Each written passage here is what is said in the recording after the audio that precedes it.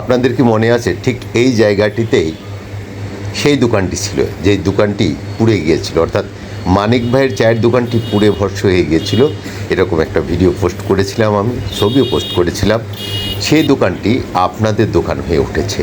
আপনাদের ভালোবাসায়, সহায়তায়, সার্বিক সহায়তায় মানিক ভাই এখন নতুন করে দোকান সাজানোর চেষ্টা করছে। দোকানের অবকাঠামোর কাজ সব শেষ, দোকানের আসবাবপত্র কেনা হয়েছে, বাকি আছে শুধু কিছু পণ্য কেনা। পণ্যগুলো কিনতে পারলেই মানিক ভাই দোকানটি আবার নতুন করে নতুন উদ্যমে চালাতে পারবে। দোকানটি এখন আরও নান্দনিক হয়েছে। আপনারা যদি পাগলাখানায় মোড়ে কখনো আসেন, মানিক ভাইয়ের চায়ের দোকানে আসবেন চা খেতে। এই মানিক ভাইয়ের চায়ের দোকান যখন পড়ে যায় তখন অনেকের বুকেই হাহাকার তৈরি হয়েছিল, কষ্ট লেগেছিল। একদিকে ঘন বৃষ্টি, সেই বৃষ্টির মধ্যেই দাউ দাউ করে জ্বলছিল মানিক ভাইয়ের চায়ের দোকান। সেই দোকানটির টিন পুড়ে গিয়েছিল, যা কিছু ছিল সব পুড়ে ভস্ম হয়ে গিয়েছিল। কিন্তু আমরা ভালোবাসার চেয়েছিলাম আপনাদের কাছে, আপনারা প্রাণ ভরে ভালোবাসা দিয়েছেন। সেই ভালোবাসার জন্যই, আপনাদের সেই সহায়তার জন্যই কিন্তু আজ মানিক ভাই আবার উঠে দাঁড়াতে পারছে। আর একটু ধাক্কা দিলেই গড় গড়িয়ে চলবে মানিক ভাইয়ের দোকান। এই দোকানে আপনারা আসবেন, মানিক ভাইয়ের সাথে চা খাবেন, দোকানটি দেখবেন যে চমৎকার করে সাজানো হয়েছে। মানিক ভাই রং করেছে, এখন সব তাক খালি আছে। আপনাদের একটু ভালোবাসা পেলে, আর একটু ভালোবাসা পেলেই কিন্তু মানিক ভাই উঠে দাঁড়াতে পারবে। করেছেনই তো।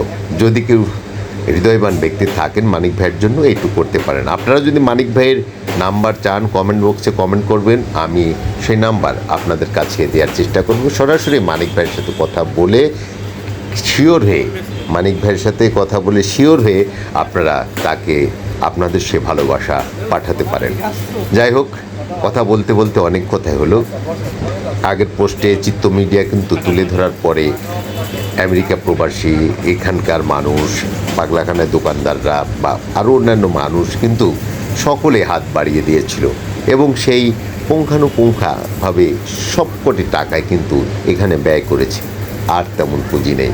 পুঁজি না থাকার কারণেই দোকান খালি আছে। দোকান হয়েছে কিন্তু খালি আছে, পণ্যের প্রয়োজন। এই পণ্যটুকু দিয়ে যদি আপনারা কেউ একটু এগিয়ে দিতে পারেন, আশা করি সে আবার ঘুরে দাঁড়াবে নতুন উদ্যমে, নতুন উদ্যোগে, নতুন কিছু নিয়ে, ভালো স্বপ্ন নিয়ে, বড় আশা নিয়ে। সে পর্যন্ত আপনারা সকলে ভালো থাকুন, সুস্থ থাকুন। আপনাদের সুস্থতা কামনা করে আমি মনে করি সুস্থ জীবনই সুন্দর জীবন।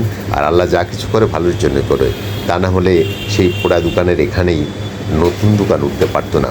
এই জন্যই বলি, আল্লাহ যা করে ভালোর জন্য করে। যাই হোক, আপনাদের সকলের জন্য এবং সকলের প্রতি কৃতজ্ঞতা জ্ঞাপন করছি আমি, গুলজার হোসেন, গরিব কবি, মানিক ভাইয়ের পক্ষ থেকে। হ্যাঁ।